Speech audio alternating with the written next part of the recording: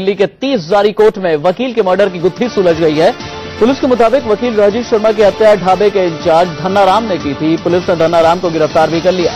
Police के मुताबिक वकील राजीव शर्मा और धन्नाराम के बीच कहासुनी हुई थी। इसके बाद धन्नाराम ने राजीव पर मसाला कूटने वाले मूसल से हमला कर दिया।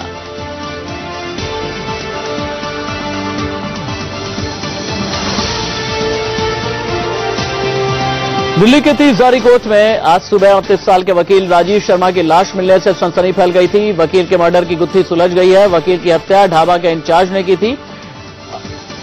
29 साल के वकील राजीव शर्मा जिनकी लाश आज सुबह दिल्ली के 30 जारी कोर्ट में मिली थी।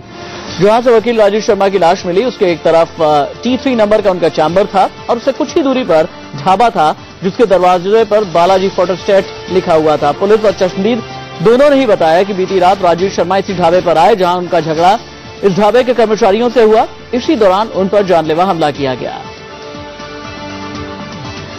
इस झगड़े के दौरान वकील राजीव शर्मा पर पलटे जैसी चीज से हमला किया गया जिससे उनके सिर से खून की धार बह निकली। वो ढाबे से बाहर भागे लेकिन कुछ ही दूर जाकर के लड़खड़ाकर गिर गए, लेकिन तब तक राजीव शर्मा को कोई भी हॉस्पिटल पहुंचाने वाला नहीं मिला।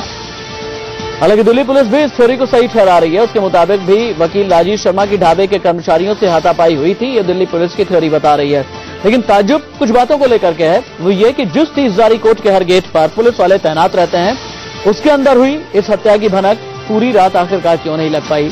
और यही नहीं, सुबह तक राजीव शर्मा की डेड बॉडी सड़क पर पड़ी रही और जब वकील कोर्ट आए तब जाकर उनके फोन करने पर पुलिस की टीम यहां पहुंची। ये सब तमाम बुनियादी सवाल हैं।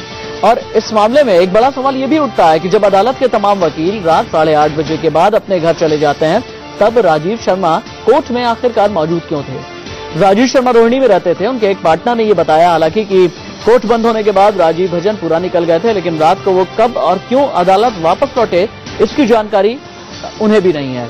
यानी राजीव शर्मा की हत्या की गुत्थी जितनी ज्यादा सुलझी है उतने ही अनसुलझे पेच हैं, उतने ही अनसुलझे सवाल हैं जो लगातार इंडिया न्यूज उठा रहा है। इंडिया न्यूज संवाददाता वरुण जैन फोन लाइन पर मेरे साथ में मौजूद है। वरुण, मुझे ये बताइए कि धन्नाराम को गिरफ्तार कर लिया गया है और भी कुछ लोग हिरासत में लिए गए हैं, लेकिन राजीव शर्मा इतनी रात कोर्ट पहुंचे क्यों थे? देखिए, पुलिस उसको कुछ ही देर पहले गिरफ्तार किया। पुलिस उसे पूछताछ कर रही है कि कहीं इस पूरी वारदात में कोई और लोग शामिल तो नहीं है। हालांकि जो पुलिस के अभी अधिकारी हैं वो हमें बता रहे हैं कि फिलहाल उसने यही कन्फेस किया कि उसने अकेले इस वारदात को अंजाम दिया है। जहां तक रही कि इतनी देर तक वहां पे वकील। ठीक है वरुण, आप रहिए, आपसे और दोबारा मैं अपडेट लूंगा, लेकिन उससे पहले रिपोर्ट देख लेते हैं।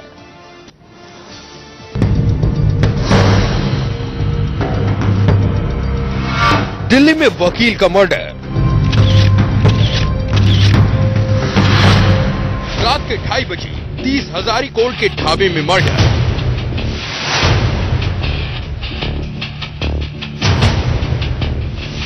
पूरी रात रास्ते पर पड़ी रही लाश।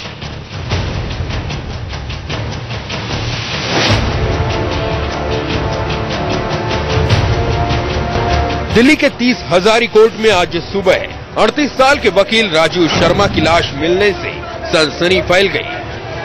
जमीन पर खून के निशान और इन तस्वीरों के साथ ही पुलिस के बयान बता रहे हैं कि राजीव शर्मा की हत्या कितने जघन्य तरीके से की गई है। अर्ली मॉर्निंग पुलिस स्टाफ द्वारा इंफॉर्मेशन आई कि 30 हजारी कॉम्प्लेक्स के अंदर जहां वकीलों के चैम्बर हैं वहीं पे एक ढाबे के बाहर एक डेड बॉडी जो कि जिसके सर पे शार्प एज्ड इंजरीज हैं उसकी इत्तला आई और मामला दर्ज कर लिया गया है। जहां से वकील राजीव शर्मा की लाश मिली उसके एक तरफ T30 नंबर का चैम्बर है और उससे कुछ ही दूरी पर यह ढाबा है जिसके दरवाजे पर बालाजी फोटो स्टेट लिखा है। पुलिस और चश्मदीद दोनों बता रहे हैं कि बीती रात राजीव शर्मा इसी ढाबे पर आए जहां उनका झगड़ा यहां के कर्मचारियों से हुआ। इसी दौरान उन पर जानलेवा हमला किया गया। ढाबे के अंदर ये एडवोकेट राजीव शर्मा जो कि डिजीज्ड है वो आए थे और वहां पे झगड़ा हुआ है और वहीं पे इनके सर पे शार्प एज्ड वेपन से वार किया गया और बाद में उनकी बॉडी ढाबे के बाहर फेंक दी गई और ब्लड ट्रेल मिली है बॉडी से लेकर ढाबे तक। राजीव शर्मा इसी T30 नंबर के चैम्बर में 2 और वकीलों के साथ बैठते थे। बताया जा रहा है कि वो कल रात यहाँ मौजूद थे। यहीं से वो ढाबे में गए। जहां किसी बात को लेकर उनका झगड़ा हुआ। पुलिस को शुरुआती जांच में पता लगा है कि राजीव के चैम्बर से चंद कदम की दूरी पे एक ढाबा है जिसके कर्मचारियों ने ही राजीव की हत्या की है। आपको दिखाना चाहेंगे, ये वही ढाबा है जिसमें राजीव रात के करीब 2:30 बजे के आसपास यहाँ पर आए थे।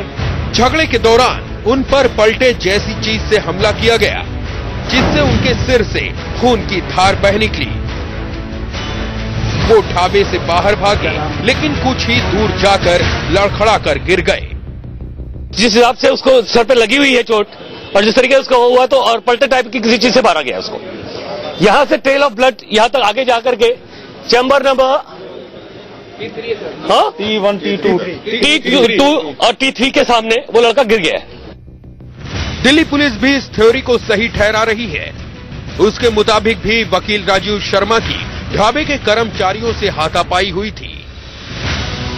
ये मामला देर रात को वो ढाबे में आए और वहीं ढाबे के स्टाफ के साथ कुछ या ढाबे में कुछ एक स्कफल हुई है कहासुनी के बाद, और उसके बाद आगे की एग्जैक्ट स्टोरी तो इन्वेस्टिगेशन कंप्लीट होने के बाद ही बता पाएंगे। ताज्जुब इस बात का है कि जिस 30 हजारी कोर्ट के हर गेट पर पुलिस वाले तैनात रहते हैं, उसके अंदर हुई इस हत्या की भनक उन्हें पूरी रात क्यों नहीं लगी। यही नहीं, सुबह तक राजीव शर्मा की डेड बॉडी सड़क पर पड़ी रही, और जब वकील कोर्ट आए तब जाकर उनके फोन करने पर पुलिस की टीम यहां पहुंची। इस मामले में एक बड़ा सवाल ये भी उठता है कि जब कोर्ट के तमाम वकील रात 8:30 बजे के बाद अपने घर चले जाते हैं, तब राजीव शर्मा कोर्ट में क्यों मौजूद थे।